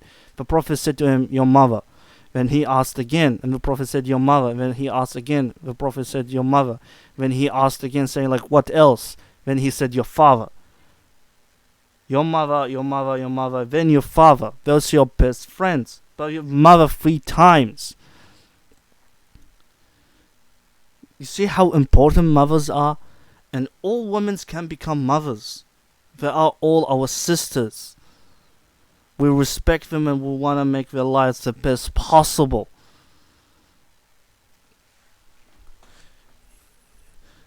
So it's not about, women's being less than men. It's about men taking care of women's. A lot of these concepts here, most people don't understand them, even men nowadays. And nowadays, the men and women, they must work, otherwise wouldn't survive. That's the thing with nowadays. They all have to pay taxes, all of that shit. So yeah. Let's continue. How it is. So I don't understand why they have to do this. This was a very sexist world back then. I hope it's better. It's kind of sexist back then because they had different things back then. But the idea of women's not working, as I said, it's not about capabilities. There's a lot of women's better than men in many things. Yeah, even in war, if we go back to this, as I explained, it's not about capabilities. It's not about being sexist. Now. The nuclear family It's and about the beginning simping. of the baby boom. And And America asked its women to do a different. Plus, it's very important. Like, if you're having a baby boom and the mothers are not at home, like, come on. You're gonna, after a few generations, not even a few generations, few years, you're gonna have some broken people if the mothers at work and you have a baby boom. Plus, how women's gonna go to work if they have baby boom? In Libya, for example, in the Arab world, in North Africa, the smallest family consists of 10 people. Actually, more than 10, 12. Two, what do you call it? 4 grandparents, a mother, a father, and 7 children's, 8 children's. The amount of time it takes to being pregnant with these children's, the amount of time it requires to organize these children's and to raise them, about the amount of time these children require each to build their characters and their capability, the size of a family, and the things that a home need, which just makes it impossible or near impossible for women to work full-time job outside of the house. Because otherwise, you're gonna get a broken society. The children will just go on drug and craziness, alright? Kind of duty. With its domestic house in order, the United States began to make A lot of people use this because it's added to it politics and stuff, so you get a very strong shift. As I told, like a lot of stuff that happened in all these different revolutions that happened in the world during after World War II would require centuries if you to happen before World War II. Changes abroad as well. In July of 1944, The women movement were taken advantage of. They made women's work just to raise more taxes, okay? United States invited representatives of the Allied nations to Bretton Woods, New Hampshire, where the U.S. Treasury Department proposed an international bank and trade control network to promote worldwide cooperation and prevent the economic brinkmanship that led the world to war. And with that, the International Monetary Fund was born. But this was only a preamble to a much greater effort at American international influence. President Roosevelt believed the world needed a strong international body to prevent future conflict, and such a body would need strong leadership. In his view, American leadership. Roosevelt gathered... and it's all about American interests, and I am all with that, because without such a big nation looking out for the smaller one, without that union, I think they're talking about NATO here, Estonia wouldn't be nothing. Lithuania... Yeah, Estonia and other countries are really thankful in that thing, but it's not really like that. No, people need to say screw for both Russia/China field and screw to the United States. Like, people need to say screw you to all the superpowers and just be independent and in your own self, and just don't invade others, but just be yourself and stay where you are, improve a little by a little, and just nobody just wouldn't just support dictatorships and support dictatorship because of this crap.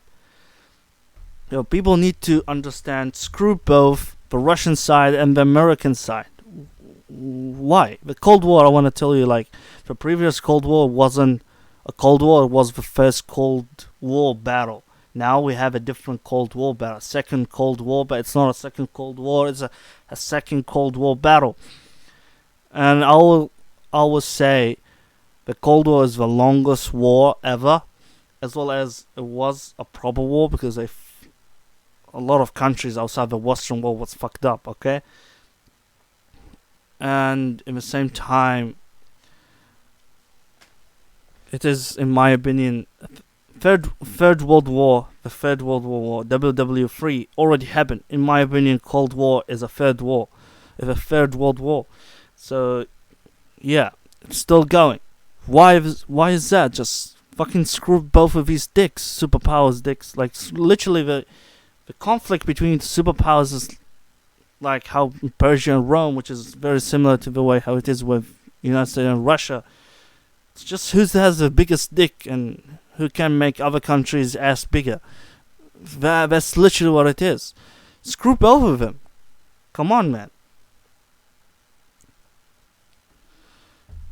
However, in terms of Estonia, it's a bit difficult. However, overall in the world needs to say screw you for both Russia side and the United States. What's the world need for peace? Like, why they need to go to war after World War II? Just talk it. Just stop this interest dick shit, okay? Who has the biggest dick? Come on, man. I think my point is clear now. Just screw both of them. You know, the when Islam came, it got stuck between Persia and Rome. We just screwed both of them. Screw you, Persia, screw you, Rome. Actually, screw both of them simultaneously. Just a few months after attacking Persia, the Arabs attacked Rome. One of the only wars where it fought on two sides simultaneously. Two wars simultaneously. The Arabs weren't that powerful, but they still came on top. They just said screw to both the superpowers of the time simultaneously. We can do that too. Not necessarily the Muslims. Anyone can do that. If they can do that, it happened once, it can happen again. We need actually to teach the superpowers a lesson and tell them to stop this childish shit. Screw both of them, man. Of course, Russia and its, Soviet Union, communist shit, far more worse than the United States. But But United States and Russia uses it as a boogeyman. Russia says, look, the capitalist, those, United States is gonna steal your resources and crap to its allies and its people, and the United States like makes Russia boogeyman. These people, they're gonna shoot us with nuclear weapons and kill all of us. They're gonna wanna take out our freedom and all that talk, which is bullshit. They're using that as a boogeyman for a superpower race to control the world. Both are horrible. Both the United States and Russia are horrible.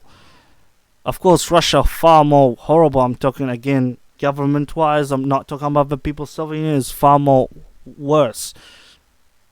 But the United States is also horrible. It's like, acid scale. That color thing. Russia is like the black. The most acidic thing you can ever find in history. However, the United States, it's not water. It's not 7. Neither it is blue. It's and purple. Not acid. I forgot what it is, man. I'm talking a lot now. Even as it's not says like still a little bit acidic. It's yellow. It's yellow. It's like 8 on the scale of 13. 13 is the black, but there's 12 because I don't count black. Black is very acidic. Yeah, some people will say 13, some people will say 12, but actually, 13, I mean 0, 1. It's very acidic. Yeah, there's a big difference between Russia and the United States. Of course, the United States far better than Russia, but the United States still not good enough. I'm talking about foreign policy, government-wise, alright? They both horrible. And screw both of them. Lithuania and Latvia wouldn't be nothing. We depend on NATO for our independence. Yeah, you depend on the NATO for your independence. You're basically not independent. You are indirectly invaded by the NATO. And by, not the NATO, because the NATO is an alliance. But you indirectly invaded by United States. If you are dependent on the United States, you are independent of the United States. You're not independent then. You're not independent nation. You're still not independent. And the United States is taking advantage of you for the fighting Russia. Politically and whatnot speaking. You're not independent. You're still not independent. You just changed from Russia to United States. You didn't gain your independence yet. All that independent talk is it's on paper. It's just propaganda. It's bullshit. You're still not independent. You're not truly independent. You said it your own words. All nations should be 100% independent from even the superpowers. That's a right for every single fucking nation. But the superpowers doesn't want that. Because they are fucking superpowers. They're greedy. And they want your resources and all that stuff. They don't want anyone challenge them. They don't want even anyone potentially challenge them. Not even after 1,000 years. They want to be in power. And they want people powerful. The difference between the United States and Russia is there's a huge difference.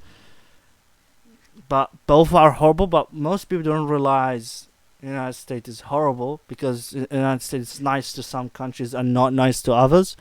But even though that, the United States is just really good at not being honest. And plus, government-wise, I'm talking again. Government-wise, the United States is not honest. They smile at you. They make you look nice. They like Sauron from the Lord of the Rings. If he not just the Lord of the Rings, from, it's like the Ring of Power of Sauron. It's like not just like from War of the Rings and Lord of the Rings movie and story, but from Arda itself, from Tolkien's writing of Arda. In the First Age, Sauron's like the deceiving guy. It's like a little bit like Lucifer, but more like the Antichrist. in my opinion. But he has those like little bit of Lucifer,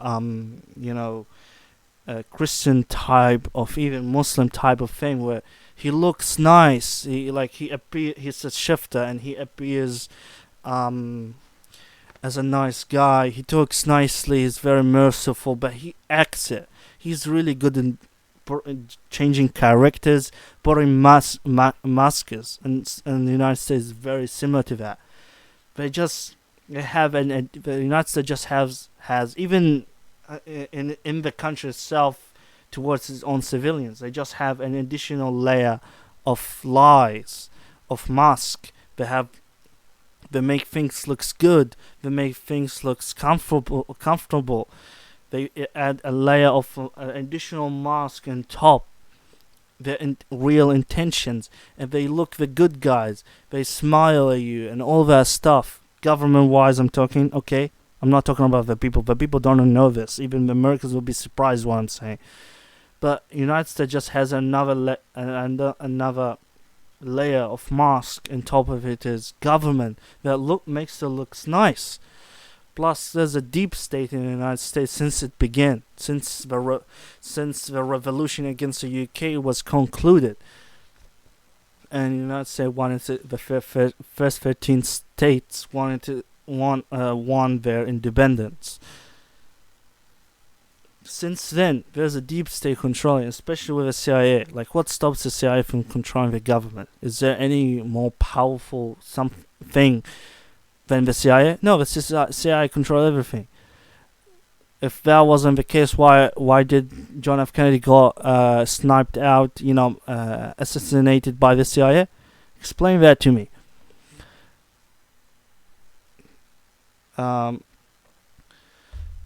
Anyway, the United States just has an additional layer of goodness mask on top of the real United States as a government, especially in the foreign policies.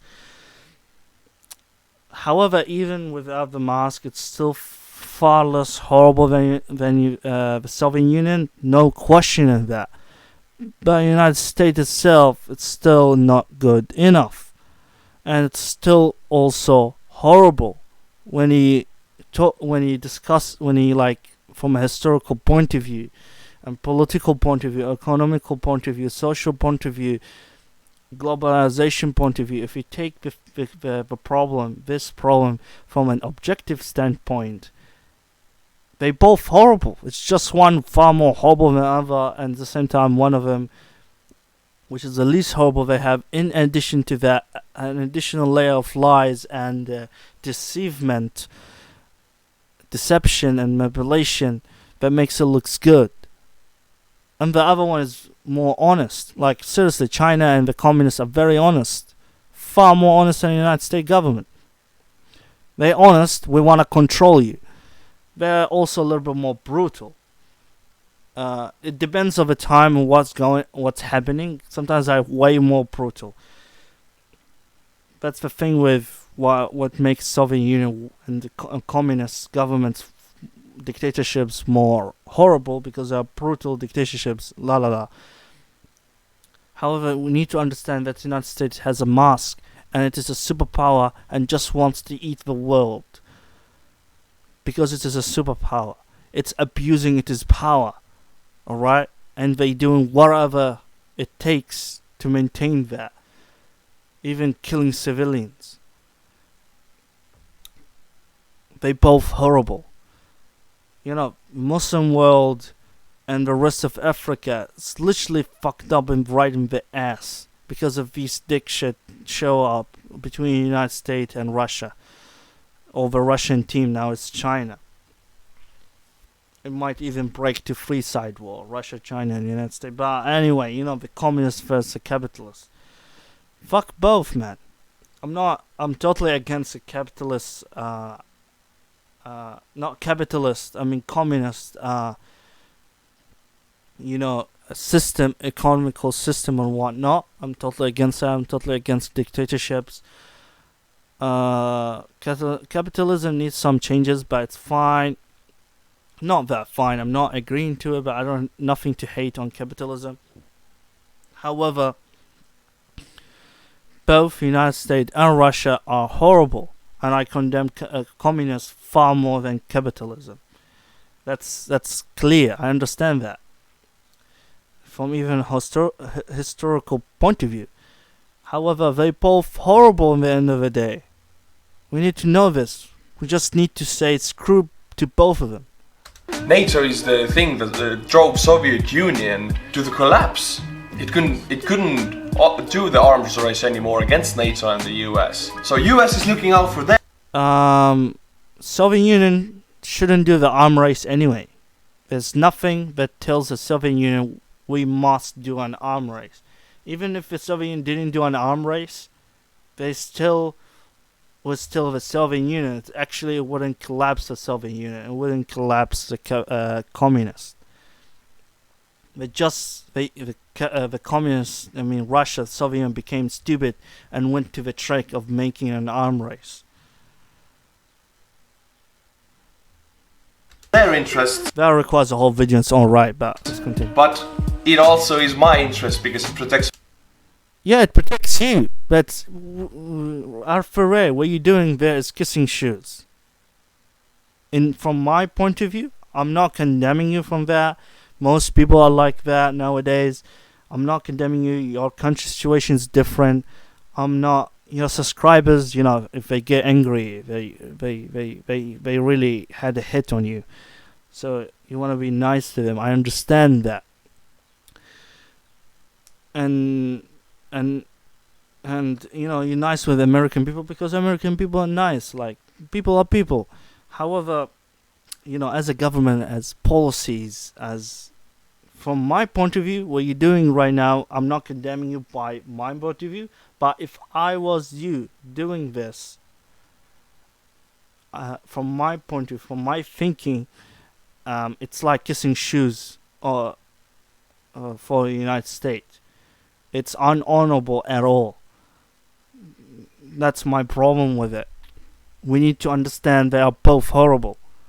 It's my country, so I am all for US interests. Representatives of the United States, United Kingdom, Soviet Union, and Republic of China at Dumbarton Oaks, a historic residence outside of Washington, D.C. And from August to October of 1944, they laid the 1945, Communist Party of China made an invasion of the Republic of China, and they took the country by force, just like how Saudi Arabia took the country by force before, just a little bit after World War One, of the Normans of the Arabian Peninsula.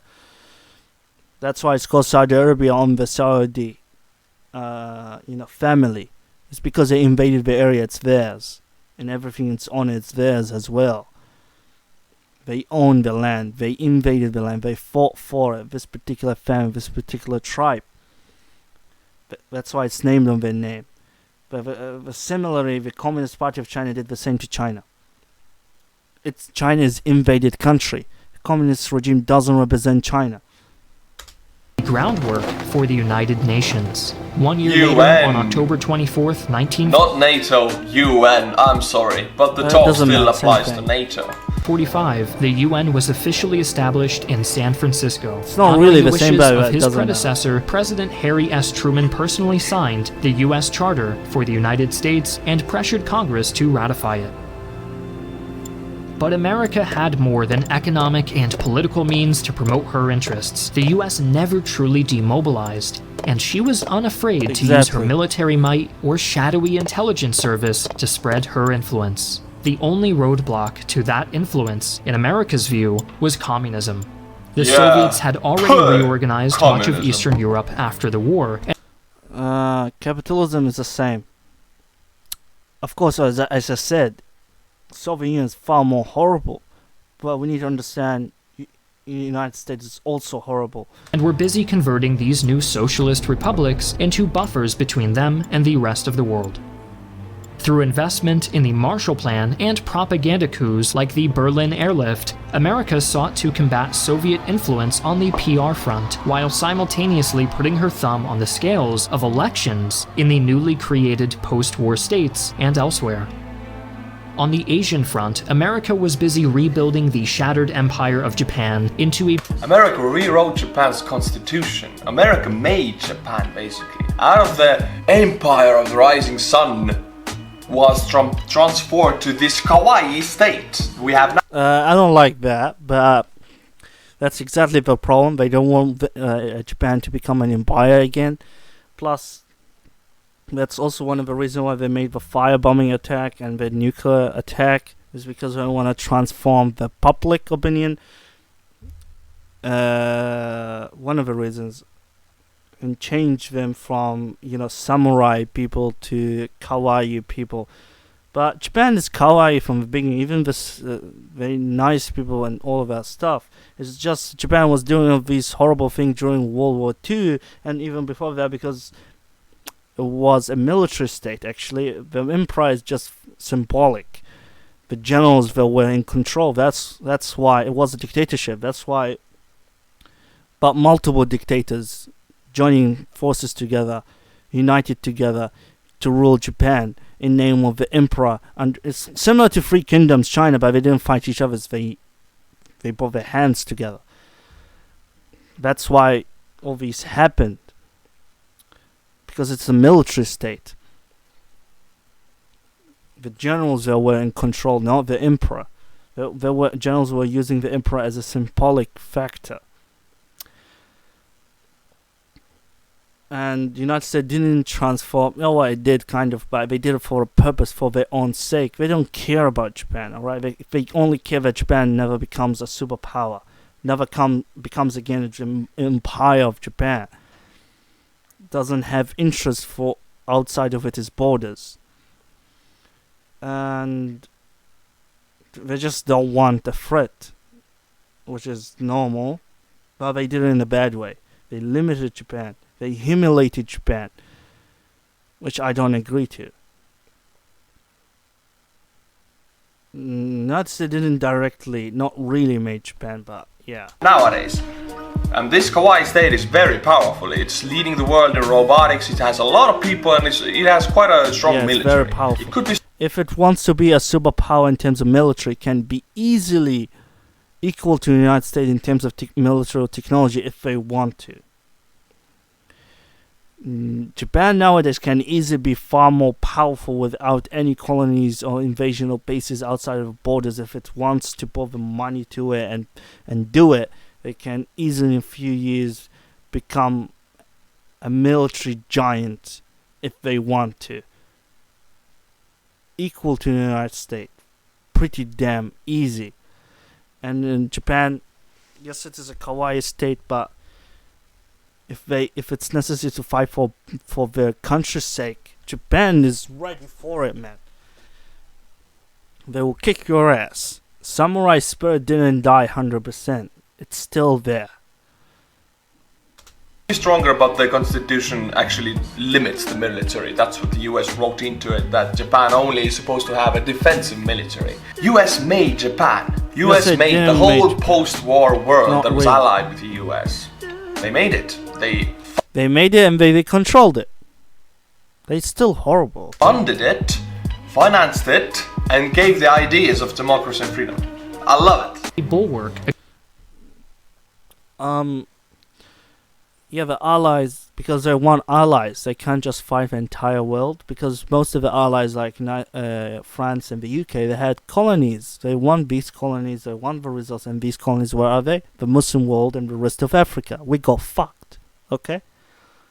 So what about us? Are we unimportant? Against the Red Spread in East Asia. On September 8, 1951, the Empire of Japan and the United States signed the Treaty of San Francisco, which officially ended the state of war between Japan and the US. One of the core tenets of the treaty was Japan's total disarmament, with Japan ceding land and resources for the establishment of American garrisons, some of which still stand today. Yeah. Japan submitted to the US military government, and the Americans were quick to punish the... If Japan, after the nuclear attack, knew that the United States has only 2 bombs, or they became stupid, kind of sort of stupid, and they just said, "Who cares? This fight to the last man." United States will be screwed. Invading Japan with that requires a whole video's own right, but invading Japan with, at the time in World War II, with World War II technology is really impossible. It requires as much man and resources as the rest of the war in the Pacific front, and as in the European front combined, perhaps even twice more.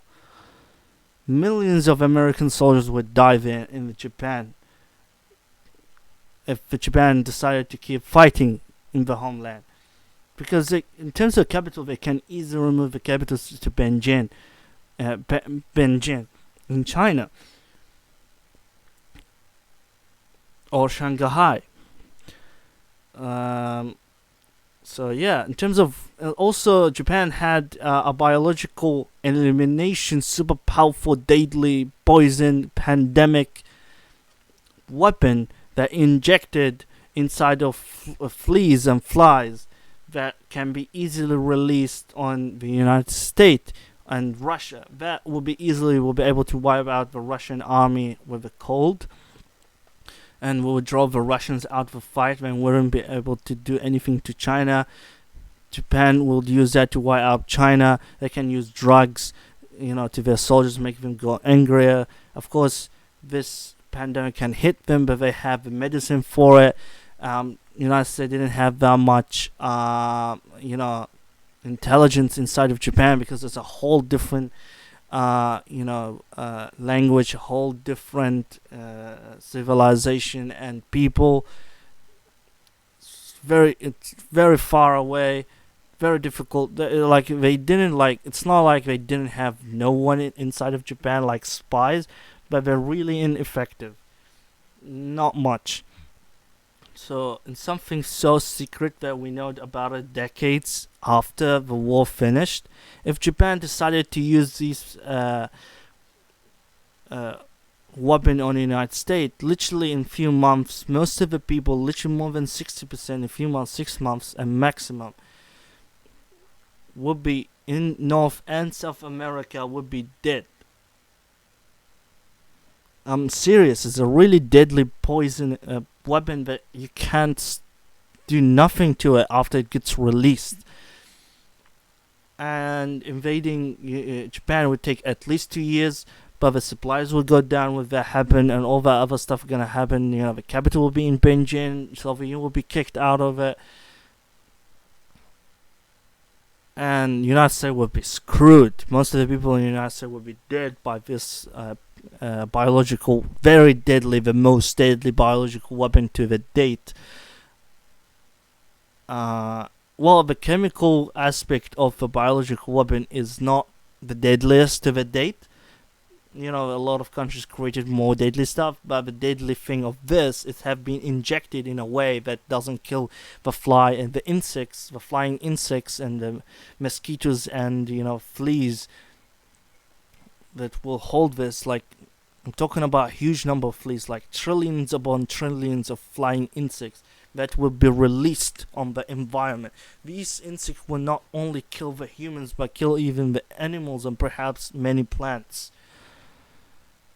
It has been designed so this pandemic, this chemical biological weapon kills all living things.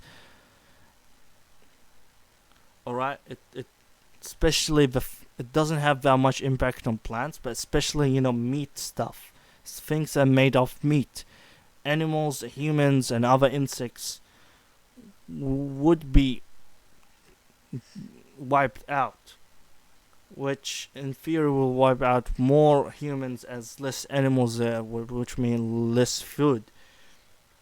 This will cut the supplies of men and resources to fight in Japan and make a lot of organization problems. So Japan still will be screwed, because it still will be devastated by some invasion in the beginning, but United States will be screwed far more worse, and Japan kind of will win, because the Japanese generals don't care about the public if they get hit a little bit more.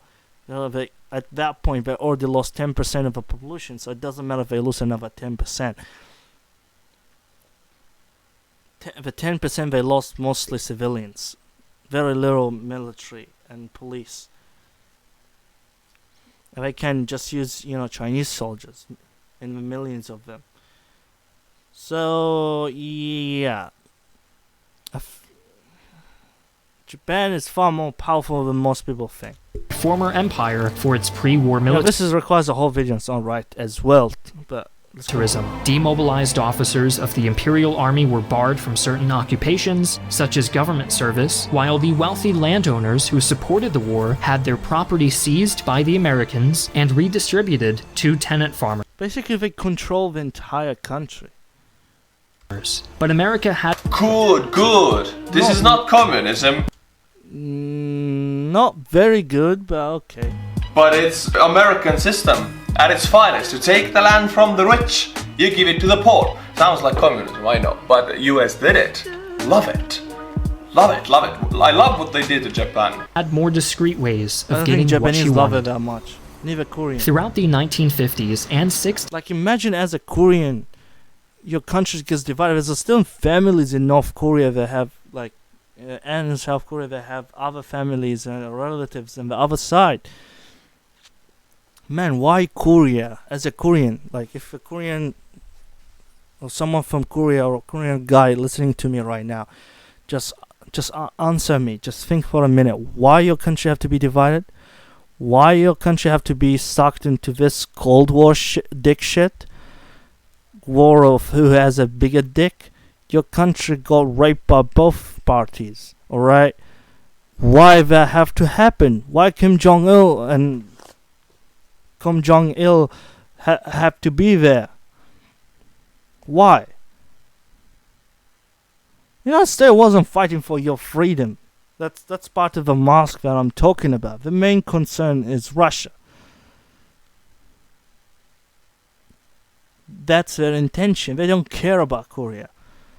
They make it seems to, because they want them to feel nice, to feel fine. Because they want to make themselves look less horrible than Soviet Union, more or less horrible than they are. Actually, that's the thing. So let's continue. the CIA undertook That's why people should at the time just say screw to both United States and Russia. a bevy of covert operations throughout the world in support of American foreign policy. The CIA fomented, supported, or outright incited numerous coups and regime changes throughout the post-war years. American support for the vehemently anti-communist regimes of South Korea and South Vietnam is well known, but CIA-backed revolutions also occurred in Iran in 1953 and Guatemala in 1954, among many others worldwide. The 1953 Iranian coup saw the CIA install Shah Mohammad Reza Pahlavi. The CIA accomplished this by bribing, among others, Iranian clergy who spoke out against the previous government. These same clergy who would go on to speak out against the Shah Pahlavi and incite the Iranian Revolution of the 1970s. The thing is in Iran, the coup on the first government was a republic, was democracy. They changed it from democracy to dictatorship. United States brought a dictatorship to Iran. That's why I always say Iran and the United States in terms of the Middle East, and in general they are allies. They're not enemies. Don't you realize every time United States say we're gonna attack Iran, we're gonna put pressure on Iran, we're gonna fuck Iran basically, Saudi Arabia that gets fucked, not Iran. Iran it's still going. It's not hurt that much by this, the fake stuff that's happening. Well, there's some restriction on Iran, actual restriction, but those doesn't matter. Iran still continue doing what's continue. All the effects and the real deal happens on Saudi Arabia. Like whenever, just put it in your brain, whenever United States say we're gonna attack Iran, in Saudi Arabia that gets attacked. One of the people in the United States government back in the day said, like, we're gonna take multiple countries down in the Middle East, and the last one would be Iran. Last one would be Iran, would be Saudi Arabia. The entire Gulf states will be all in ruin in the coming years, and Saudi Arabia is going to be divided into 3 countries. Iran is a very strategical ally with Israel and the United States in terms of the Middle East and the Arabs and the Muslims. Iran divides the Muslims from the Arabs, and Israel divides the Muslims of Africa from the rest of the Muslims, and divides the North Africa, the rest of the Arab world, from the Middle East, the other side of the Muslim world. Also, Israel acts as another control of the Suez Canal, as also Israel acts as a boogeyman as for the Arabs, as well acts as make all the Arab attention on Israel instead of the United States and being a superpower, and makes them waste their money, and makes destroying other dictators in the Arab world much easier. All the dictators of the Arab world have been installed by the United States. Even Saddam Hussein, they installed Saddam Hussein to fight him, so they have a reason to fight Iraq. In 2003, the United States said, Bush said that there's some mass destruction weapons in Iraq, but then after they conquered, they didn't find mass destruction weapons. And I said, "Oh, actually, we didn't find mass destruction weapons anyway," and they just left. But they didn't. They left, leaving a lot of guns in the street. No government. Iran's like next door. Want revenge for the 8 years war that the United States bring Saddam Hussein for. To weaken the Iranian military that at the time was the 5th biggest and strongest army in the world. And Iran was just like, United States away from the world wars, so it was booming high, and Iran has oil, so they wanted to destroy it more and more. They wanted to weaken the military, so they supported Iraq, and they brought Saddam Hussein. After Iraq was also booming up, at the time before 1979, before Saddam Hussein came and before they went to war in 1980, one Iraqi dinar, the currency of Iraq, at the time was equal to $3. In the same time was Iraq more powerful and more important and more skyrocketing, going high economy and military than the entire Gulf states in nowadays. And if you ask your parents, like, Iraq was back then just like, Emirate nowadays, and other countries in the Gulf state. And the Gulf state in the future will be give fuck too. Even countries like Dubai and this giant tower there will fall down in the future. Will be get taken down.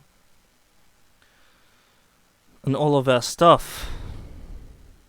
So the United States it just has a mask, but Soviet was more honest. Still, Soviet Union is far more worse, but we should say screw to both. The 1954 Guatemala coup saw both the CIA and the U.S. ambassador to Guatemala, John Purifoy, support and direct a military overthrow of Guatemala's democratically elected government in favor of a hardline anti-communist dictatorship under President Castillo Armas. While the CIA would come to... So sometimes US and the CIA would actually prefer dictators as long as they were anti-communism. Even if people democratically choose a president who is pro-communist, US would actually interfere with that election and put their own puppet in the government that would be strongly anti-communism. Now this is a very shady deal. Yeah, very shady, but the other thing, especially like in the Arab world and everything, when they say communists, most of them are not communists. They don't have communists. Neither the government is communist, neither the rules are communist, neither the economy is communist. They're just communists in name. They say they are communists, but they're not communists. They say it only because they are anti-United States, as I explained a little bit before. This is very shady and not supposed to happen. because that's the thing. They don't care. They just want to be a superpower. A very shady and bad thing to do, to interfere in another democracy, but communism is so much worse. Communism is worse, but let the people choose. Isn't that democracy? Only works on paper. It is violent. Actually, it doesn't work even on paper. Of everything, a lot of stealing, a lot of crime. Most of the stuff he's talking about, just explained a little bit more, is because of Stalin. That's not real Marcus stuff. It is as bad as it gets. So I think it is. He doesn't know history. There's far more stuff than that. Far more worse. It's for a good reason. If some countries say that their people want communism, they are lying. Nobody wants communism. It's the worst state to exist in. Judge the Not the worst, but one of the worst ever. Yeah, it is bad, but most of those, government that were saying they're communists, they are only saying they are communists because they're anti-United States, anti-UK, anti-colonization, anti-France. Because they want to be truly free and independent. They want to be as powerful as their nation is capable to be. They want to be truly independent from everyone. And they're using the name communist only to fight the United States. Like, most of them, Russia didn't have any power over them. A lot of the allies of United States had power on them, but a lot of outside of the Soviet Union, allies of Russia, outside of the Soviet Union itself, like Egypt, for instance, Russia didn't have any influence no influence at all on the economy or anything in Egypt. They're only communist on paper. They're only communists, as he says. They're only communists in name, just to say we are anti-United States, but they don't want the United States and Russia to fight them both. But we should at least try and say screw you both, communists and capitalists. Hamas regime as inept. Despite holding near absolute power, the heads of the agency quietly congratulated each other on a job well done. This was reflective of the CIA's modus operandi, the suppression of democracy to ensure the suppression of communism. Between the areas That's a wrong thing. Occupied by her military and her existing possessions, America emerged from the Second World War a territorial giant. The US established an empire spanning from Alaska to Hawaii, from Berlin to Tokyo. With her economic growth, sudden territorial breadth, and willingness to use any means to... That's exactly, using any means to sustain its power. That's the problem. You see here, most of these blue here, those French colonies, these reds here, those are British colonies. These didn't have any saying in this shit.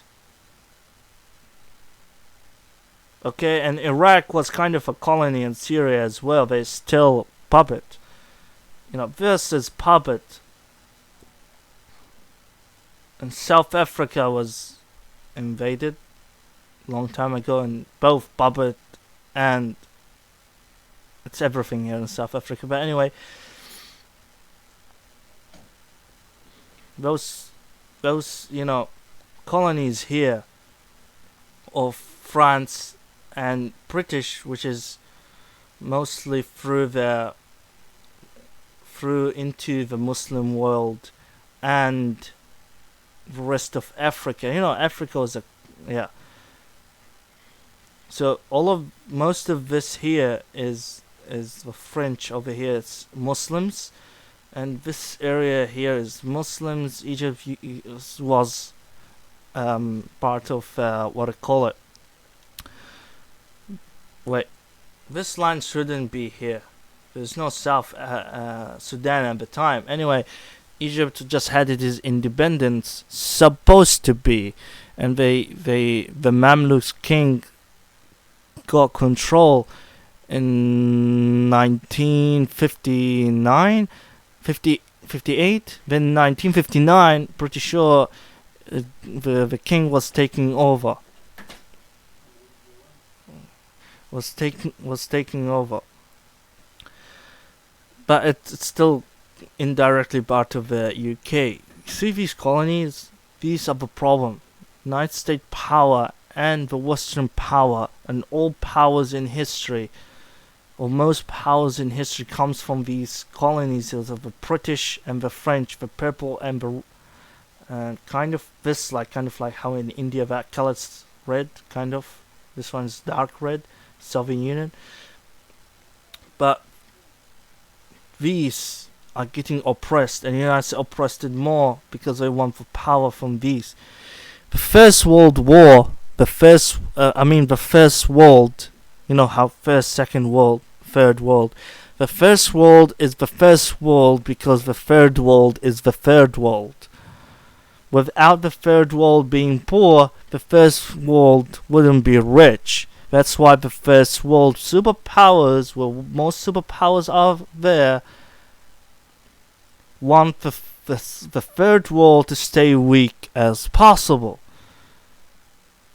Because I'll show you like links to certain videos and stuff to explain these things, but without Africa being poor, even though it's the richest continent on earth and Africa is bigger than what it looks on the map, even in comparison to other continents, Africa is literally the second biggest continent after Asia. North America is not bigger than Africa. Like both North and South America combined, they're slightly bigger than Africa.